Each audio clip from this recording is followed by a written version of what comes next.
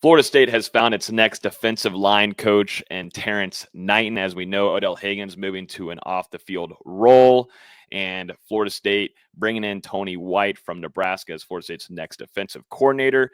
This move is a big one. We were keeping an eye on it all throughout the last week on Hear the Spear and NoleGameday.com, and Florida State, Dustin, interested to get your take on it, but I think is a big grab here. A lot of experience, not just only playing, but too looking at his time at Nebraska and what they were able to do on the defensive side of the ball. Interested to see what your take is, because I think Florida State, what they want to do defensively and bringing pressure and building off of that, and also too with the ties on the recruiting level and the down southeast, is something that Terrance Knighton can help with moving forward. Yeah, I think it just makes you even more excited about the addition of Tony White, to have Terrance Knighton coming in alongside of him, a coach that he's worked with over the past 2 seasons there at Nebraska.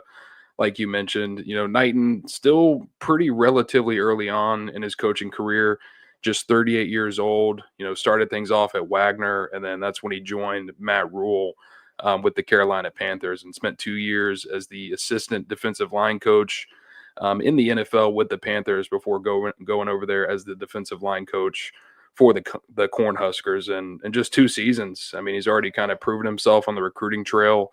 Has been credited with landing 10 blue chip prospects, and he was the primary recruiter for 5 of those guys. And, you've seen multiple defensive linemen at Nebraska have career years since he arrived in town. And, this is a guy who's got the playing experience himself, competing in the NFL, appeared in a Super Bowl with the Denver Broncos during his 7-year professional career. Also played under Matt Rule back during his college career at Temple. So, this is a guy who can relate to these younger players who are going through this process now, and has firsthand experience with what each one of these guys is experiencing. And I think he's going to bring a strong voice to the field for Florida State, and he's going to demand a lot out of these guys on and off the field. And I think it'll be interesting to see, if any of these guys from Nebraska, considering that relationship and how much he's respected, if they decide to follow him to Tallahassee as well.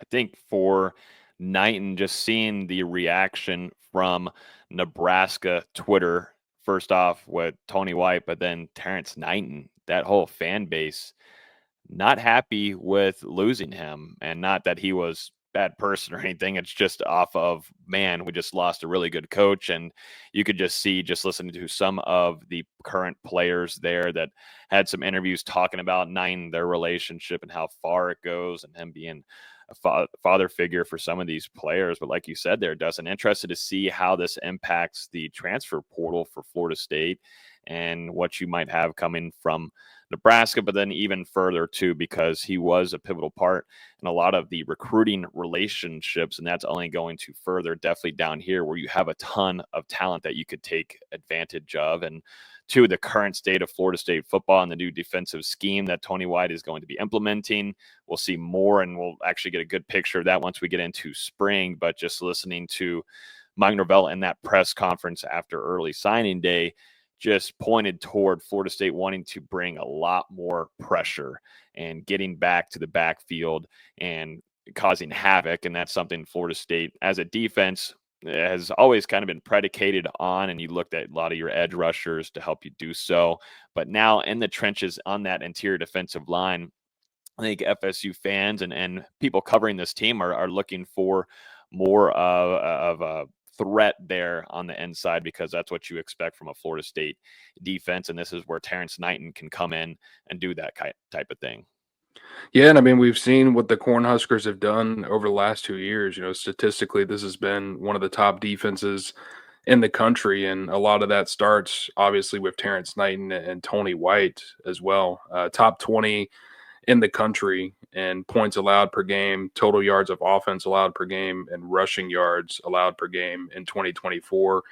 And they were top 15 in all 3 of those metrics last year, which was Nebraska's best statistical defensive season since they joined the Big Ten. So, I mean, I think you've seen what those 2 guys were able to do in just 2 years at Nebraska. So, it'll be fun to see that combination again in Tallahassee. And, obviously those two guys have worked together. They know each other like the back of their hand. And, it's going to be fun to see as the rest of this coaching staff falls into place here. Interested too to see what Florida State's roster, the current roster, looks like in the defensive line room. As we learned here on Thursday, December 5th, Joshua Farmer intending on entering his name into that 2025 NFL draft, but still some younger guys in there as well, some vets too, but more importantly, some younger guys. But most certainly, we're going to see a big presence felt in what Florida State does in the transfer portal. So we'll be keeping a close eye on that. And like mentioned earlier, Kevin Wynn, Florida State's one of their top recruits in the class, but definitely defensively with Kevin coming in, that is a nasty threat there that you can work a lot with. And I'm sure Terrance Knighton is very happy to have him on board and stick with the Seminoles.